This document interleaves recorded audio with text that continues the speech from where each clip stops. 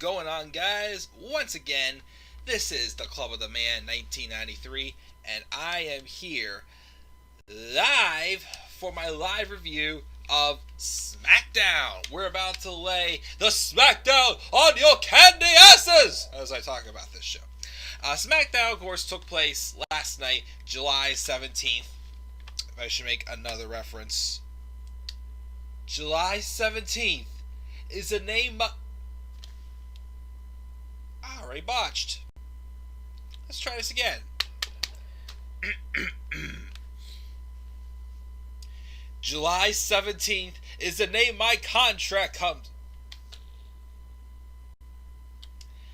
July 17th is the day my contract comes to an end.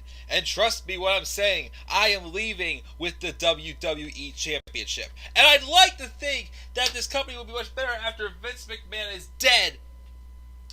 So, yeah. Of course, yesterday was the 9-year anniversary of July 17th. If it was the 10-year anniversary, I may have done like a retro, live reactions video, but we'll remember that for next summer. How about that? We'll remember that for next summer. Hopefully, if I'm around here still doing YouTube. I should be, though. I don't see why not. But anyway, so that was the 9-year anniversary of that famous night in wrestling history when CM Punk won the WWE Championship and walked out with it, which was really nice, for sure. So I said in my NXT review, I was literally just going to watch the top 10 video. I watched it. There was a couple things I watched that actually kind of caught my attention a little bit. Just a little bit. Enough for me to actually give this show a grade. Which, of course, Tyler says, I finally gave it a grade.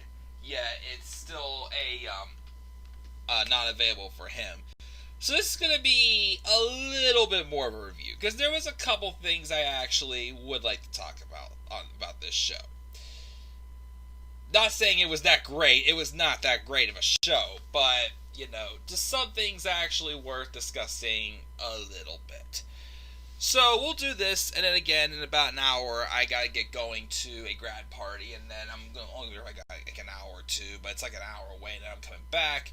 So, sometime tonight, I will do my live preview and predictions for Extreme Rules 2020. The Horror Show!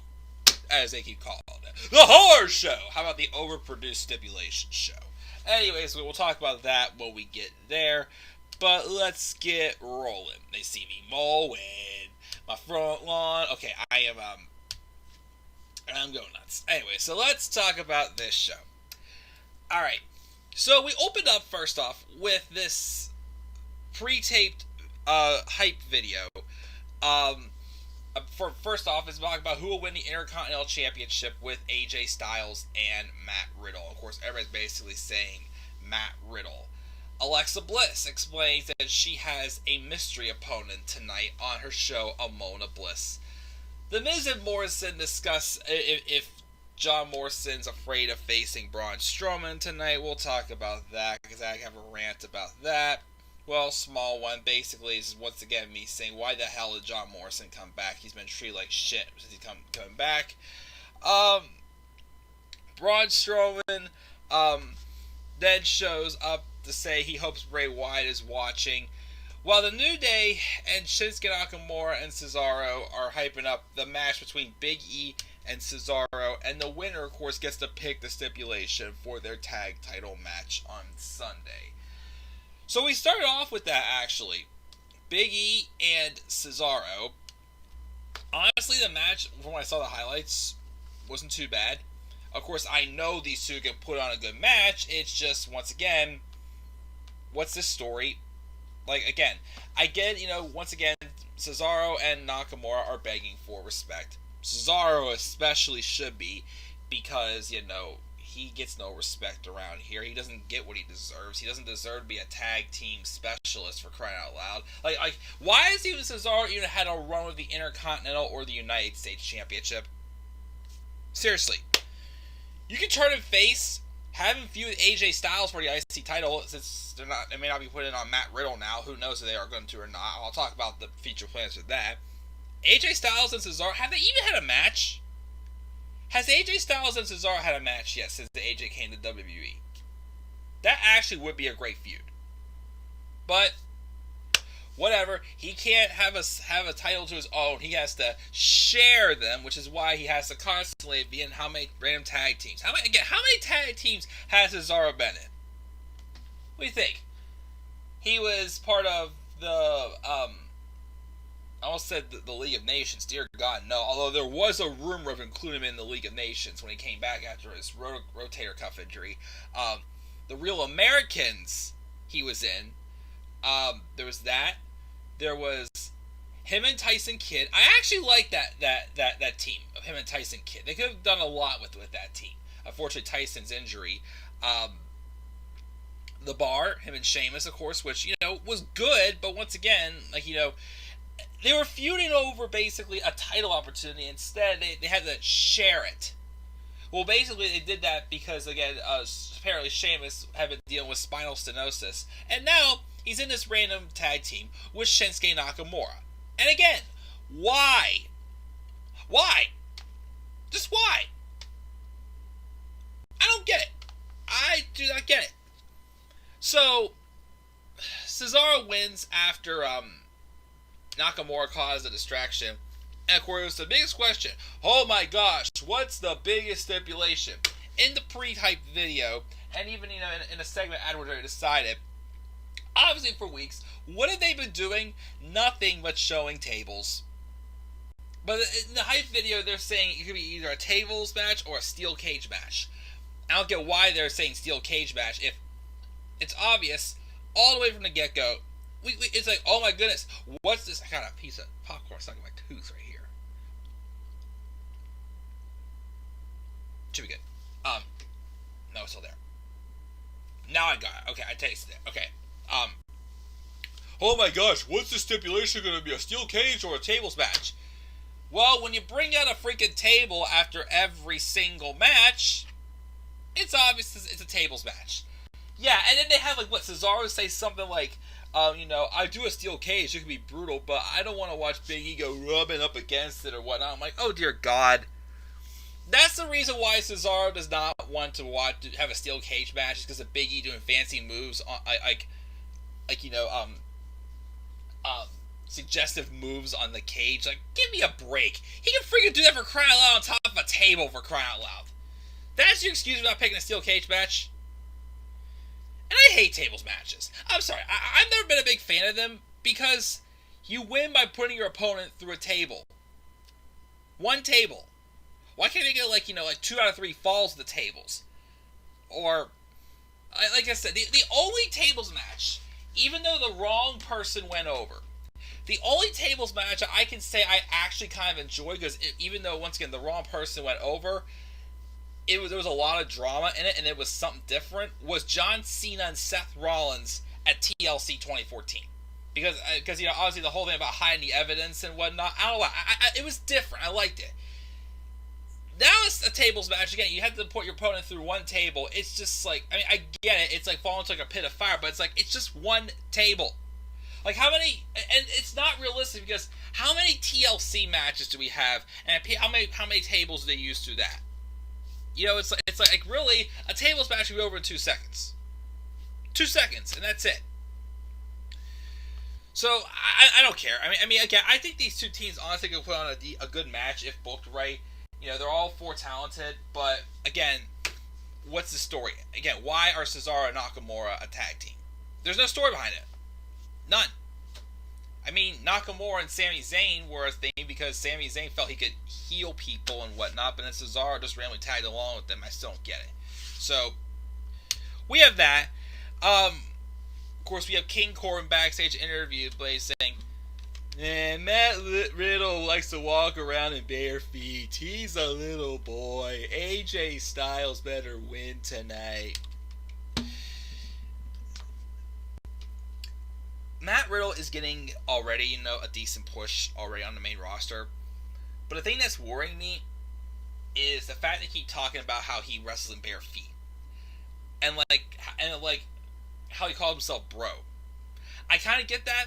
New guy, people who, are just, kayfabe wise meeting him are making fun of things he does different. I kind of get that, but I don't trust Vince with that. I think Vince is gonna do something to overproduce, Bro, or overproduce the fact that Matt Riddle wrestles in bare feet. I think they're going to make it feel like that's the main focus about Matt Riddle. He wrestles in bare feet. No, there's much more to Matt Riddle than the fact that he wrestles in bare feet. And it worries me. It's like a yellow flag I'm putting up about that. So I just hope they'll continue it. But once again, they're going to have some type of dumb thing with Baron Corbin and Matt Riddle now. And the thing also is most of the stuff that took place on this show, there were several things that had nothing to do with Extreme Rules on Sunday. Because these are matches that are going to be taking place on SmackDown. Let me see here. Then we get to the moment of bliss, where Alexa Bliss and Nikki Cross are hosting, of course. They discuss the 5-year anniversary of the Women's Evolution, which they declare that whenever Sasha, Becky, and Charlotte got called up to the main roster. Cross and Alexa Bliss starts to hype up her mystery guests. Cross thinks it's going to be her because of the way Alexa Bliss addressed it. But she's like, I'm sorry, it's not you. It's actually somebody else. I'm sorry, I drank too much coffee, wherever the heck it was. Sasha and Bayley come out, and Bayley tells Nikki to get used to disappointment, and Sasha runs her down by saying she will be back in the shadow of Bliss after Extreme Rules. Bayley demands credit for the Women's Evolution. Well, they both do.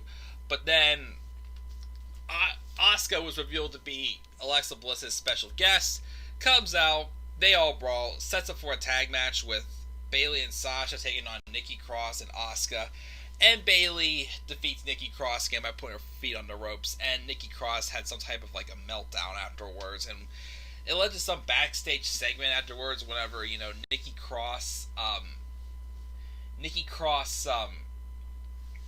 was saying how, Bayley keeps getting the upper hand ever since she got this title opportunity and cheating using the ropes and pinning her. It's I have people back at home that's, watching me and expecting, have high expectations for me. I've left home for all this, and I don't have the confidence that I can win on Sunday because of what Bayley can do. And then I guess she saw Sasha and Bayley talking and Nikki, blew a fuse and just went after Bayley, and Bayley's just like, what the hell? Put a leash on me! Oh, you hurt! Oh my god, what the hell? It's how I say how Baron Corbin always goes, oh guys, this is pathetic, the same crap all the time. Why does it feel Bayley's always saying stuff like, what the hell? Why are you doing this to me? Put a leash on her, put her in control. It's you realize why I don't take some of these heels seriously. Because they say the same exact scripted phrases all the freaking time. To be honest, again, at times Bayley as a heel can be annoying. I'm just saying, sometimes it is. The whole stuff with her honking the horn during the match with Io and Sasha. Again, it's supposed to be something that's making me want to hate her, but again, it's not entertaining me. It's starting to a point where I'm starting to think Bayley is a heel where I'm just kind of okay, Bayley, enough. Get off my TV. And I don't want to do that. I do not want to do that to Bayley. But the whole stuff where she's doing a chicken wing on the apron, going, rah, rah, rah, rah, rah, rah, rah, or she freaking, that stuff with her holding up that picture of Lacey Evans' daughter on a popsicle stick, I thought was dumb. It's just that's all you can say. Really, once again, another one of those, is that the best you got? You're just gonna be getting the crap beat out of you. You're gonna be whining oh, why did you do this to me? Oh, why is this pathetic? It's just annoying.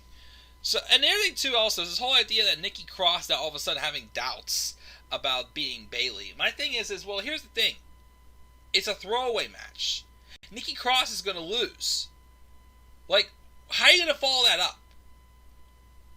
The direction has to be, if they don't do that SummerSlam, I'm done with this whole Sasha and Bayley stuff. If they don't do Sasha Banks and Bayley at SummerSlam, I'm done. I am so done believing the match will ever happen. It should have happened 2 years ago. And of course they dragged it out for these stupid tag titles. Which, by the way, the only thing, Bayley and Sasha have done a lot for the women's division, and of course celebrating the women's evolution. Why is it the only thing that they mention is we are the first women's tag team champions? Like, that's it. You've done a ton more than the women's tag titles for the first time. But yeah. So Nikki Cross, basically just dug a hole for her that I don't trust WWE to actually get her out of, saying that basically saying how Nikki thinks she's a loser, so she's going to be a loser on Sunday when she loses.